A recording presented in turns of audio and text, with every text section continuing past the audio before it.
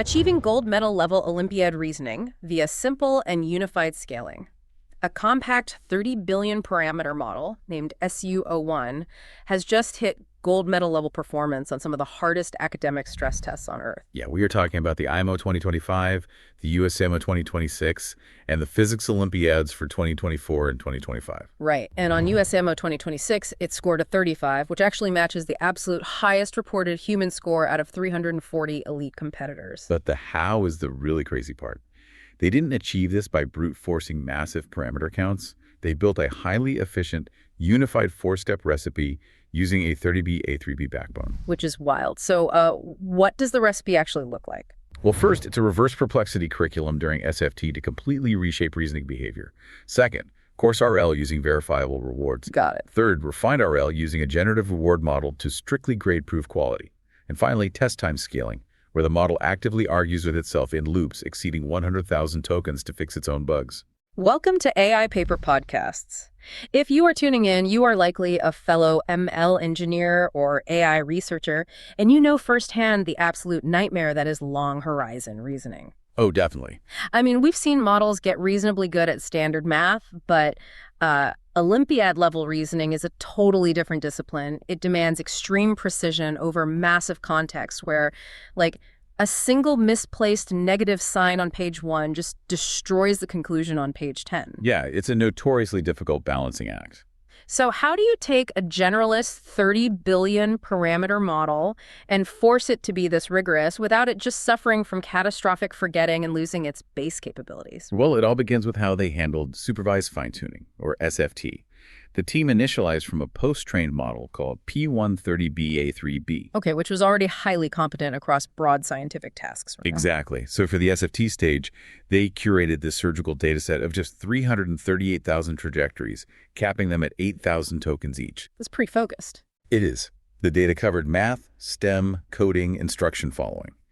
But the linchpin was that 45.7% of this dataset was entirely dedicated to self-improvement. So by self-improvement, we're talking about data that explicitly demonstrates the model checking its own work, finding its logical gaps, and issuing corrections. Precisely. They used a larger model, DeepSeek v3.2 Special, to generate these pristine, self-correcting trajectories. Wow. But as anyone who has fine-tuned models knows, introducing this much dense, long-form chain-of-thought data to a post-trained model introduces a severe risk. It's known as long code degradation. Right, yeah, I've seen this exact behavior in my own test runs. You force a model to output 5,000 tokens of reasoning, and its internal representations seemingly just collapse. Yeah, they overwrite their pre-existing competence. And it just starts spinning its wheels, generating endless loops like, let me rethink this, without ever arriving at an answer. I think the paper noted this was reflected by huge truncation rates during validation. So how did they actually solve that? They deployed a reverse perplexity curriculum, which completely flips traditional training on its head. Usually, you feed the model the easy data first and slowly ramp up the difficulty so it doesn't destabilize. Right, standard curriculum learning. Exactly. But here, they sorted the SFT examples by descending perplexity. Wait, meaning they took the data the model found most surprising or alien and shoved it to the very front of the epoch. Exactly the opposite of standard intuition. At the very start of the epoch, when the learning rate gradients are making their largest updates, they force the model to grapple with the most unfamiliar proof search patterns. That's a massive shock to the system. It is. But because they ended the epoch with the lowest perplexity and most familiar data, the model was able to consolidate those new reasoning structures and anchor them back into its baseline knowledge. Preventing that drift into repetitive loops. Exactly. It's like a golf instructor forcing you to use a wildly uncomfortable grip on day 1 to shatter your bad habits, and only letting you take normal swings at the very end to reset your muscle memory. That's a great way to put it. You unlearn the sloppy heuristics aggressively. But I have to ask, does sorting data like this really move the needle in LLM training? Or is it one of those theoretical optimizations that gives you like a 1% bump? No, it makes a make-or-break difference. Yeah. The ablation studies highlight just how fragile training can be. When they fed this exact same data set in a random order, the answer bench score plummeted to 39.5. Ouch. Yeah, and those truncation rates where it gets stuck in an infinite loop spiked to nearly 8%. It was fundamentally broken. Wow. But simply by applying the reverse perplexity ordering, The model fully recovered, hitting 55.8 with a near-zero truncation rate. That is wild. The exact same data just ordered differently. All right, so stage 1 shapes the behavior. But knowing the shape of a proof doesn't mean you know how to actively search the mathematical space for a correct answer. Which brings us to stage 2, coarse reinforcement learning. Right. This is where we move from mimicking rigor to actually scaling capability. They applied RLVR reinforcement learning with verifiable rewards across about 8,900 verifiable prompts. Let's unpack the mechanics here for the engineers. The paper specifies they used Group Sequence Policy Optimization, or GSPO. Why use that instead of standard token-level PPO? Because standard token-level actor-critic methods are just brutal computationally and highly unstable when your sequence length hits 10,000 tokens, especially with sparse rewards. Right, the variance too high. Exactly. GSPO is much more elegant here because it operates at the complete response level. The model generates a group of candidate solutions for a single prompt. The reward is strictly binary, a 1 if the final extracted answer is correct, 0 if it's not. Makes sense. So the policy gradient is updated based on how well a specific sequence performed relative to the average baseline of that generated group. It dramatically reduces the variance. But extracting and verifying that final answer is a notorious headache. A model might output x equals 5, or it might output a massive latex fraction that simplifies to 5, or just bury it in a paragraph. Which is why their verification pipeline is heavily layered. First, they run a fast canonical text match.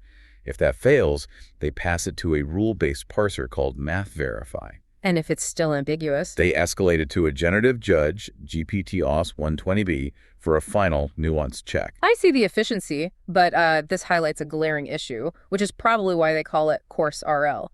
In an IMO problem, getting the right final number at the bottom of the page doesn't mean your proof is valid. Not at all. Like a model could make a massive algebraic error on page 2, make a contradictory logical leap on page 4 that magically cancels out the first error, and arrive at the right number. Doesn't this stage reward lucky, flawed reasoning? You've identified the exact ceiling of Coarse RL. It is incredibly effective at building strong search and coverage behaviors, but it absolutely will reward a lucky guess built on a house of cards. To prevent the policy from collapsing into bad logic, the pipeline swiftly moves to stage 3 refined RL. And this is the secret sauce. Moving from just getting the final answer right to enforcing absolute proof rigor. Because you don't win an Olympiad medal just for writing down the correct integer. Exactly. That's the core philosophy of stage 3. They completely abandoned simple answer checking. Instead, they broke in DeepSeek Math V2 to act as a generative reward model. Oh, so it grades the whole thing. Yes. It reads the entire proof trajectory. It's grading the logic step by step for mathematical validity, logical rigor, and completeness. But any engineer listening knows the immediate danger here is reward hacking. As soon as you use an LLM to grade another LLM, the policy figures out how to manipulate the judge. It'll try, for sure. Yeah, it starts outputting weird formatting, leaking chat templates, or using strange delimiter imbalances to trick the reward model into handing out a perfect score without doing the actual math. The researchers anticipated that exact vulnerability. They implemented strict, non-negotiable anti-hacking rules. Before a response ever reached the reward model, it went through a sanitizer. Checking for those exact exploits. Right.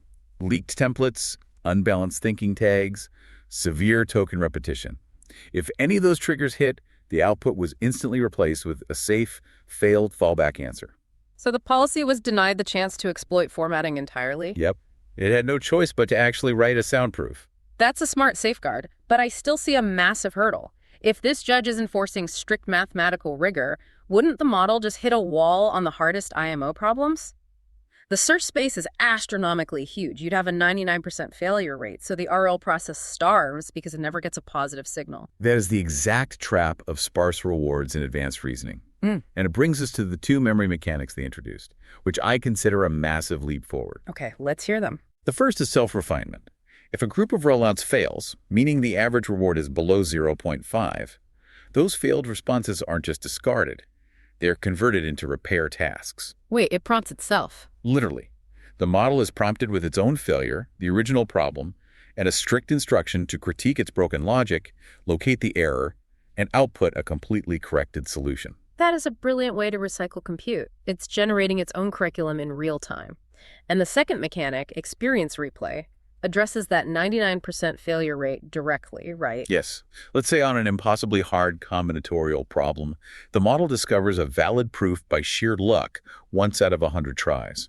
Normally, the gradient from that single success is drowned out by the noise of the 99 failures. And the insight is lost forever. Exactly. But here, the pipeline isolates and saves these rare successful trajectories. If multiple successes happen, they filter for the one with the lowest entropy, meaning the proof the model generated with the highest token level confidence. It is exactly like hitting save game the millisecond you manage to defeat a notoriously impossible boss in a video game. You don't delete that save file, you replay the tape over and over until you understand the mechanics of what you did right. That is a perfect analogy. They mix these saved high-quality trajectories back into the training batches at a controlled 25% ratio. Forcing the baseline policy to reliably reproduce that level of reasoning. All right, so through reverse perplexity, SFT, Coarse RL, and refined RL, we've forged this rigorous 30 billion parameter model. Right, the training weights are frozen. Now we move to stage 4.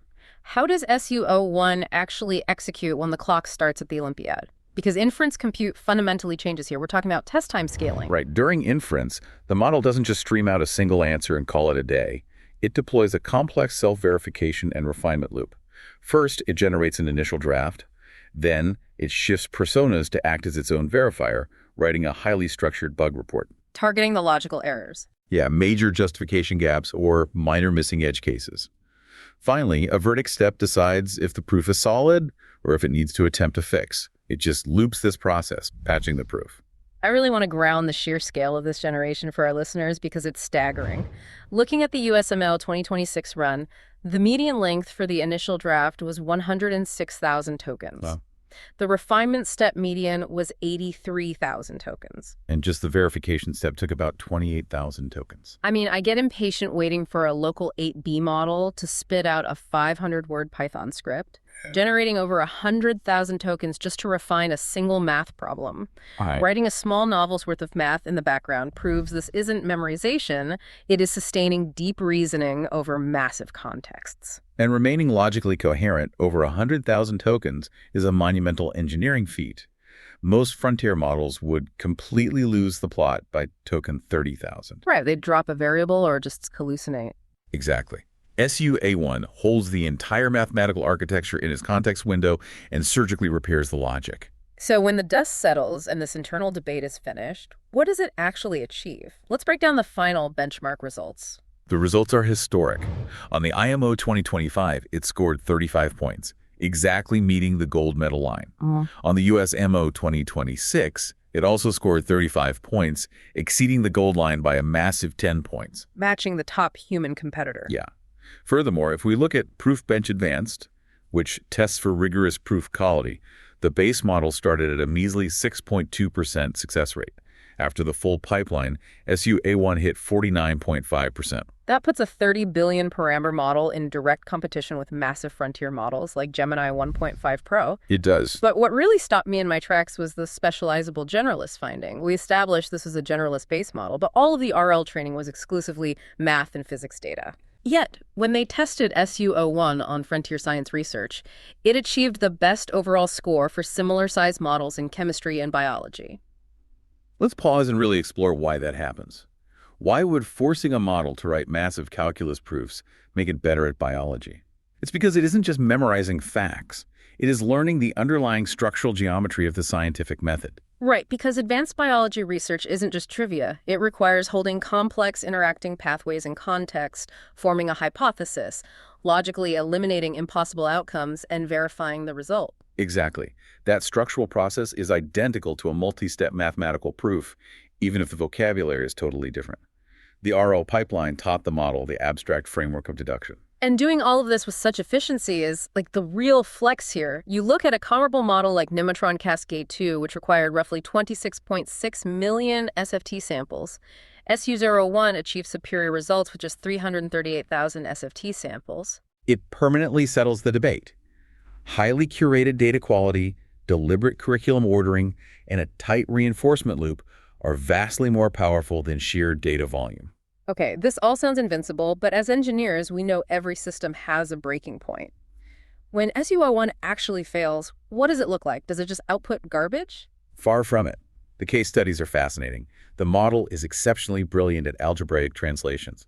On USMO problem 3, a complex geometry problem, instead of attempting messy angle chasing, it ingeniously mapped the entire configuration into complex numbers and solved it algebraically. Beautiful. But where does it hit a wall? It breaks down when problems require preserving subtle combinatorial structures or finely tuned invariants. For instance, on an IMO 2025 problem 6, it used an invalid column permutation reduction. Ah, so it missed a structural constraint in the grid. Exactly. It struggles with the art of combinatorics areas where you need an intuitive grasp of discrete structures rather than a rigid representation. So, synthesizing all of this, what does this mean for you, the researcher tuning in today? I think this paper represents a massive paradigm shift. It proves definitively that you do not need a trillion parameters or tens of millions of SFT examples to achieve elite reasoning. I agree completely. A 30B model with a smart, unified recipe can match the absolute smartest human teenagers on Earth. The true legacy here is the stabilization of long-horizon reasoning. The fact that a model can stay coherent for over 100,000 tokens while debugging its own logic completely validates the industry's shift toward agentic workflows and test time scaling. It changes the entire definition of inference. If a model can reach top human performance by effectively arguing with itself in a massive loop, we are rapidly moving toward a future where inference is no longer a sub-second query, but an hours-long automated research sprint. Next time you hit generate, think about how much compute is silently churning behind the scenes and whether that automated engine is getting just a little bit closer to a breakthrough. Thanks for joining us on AI Paper Podcasts. Catch you on the next one.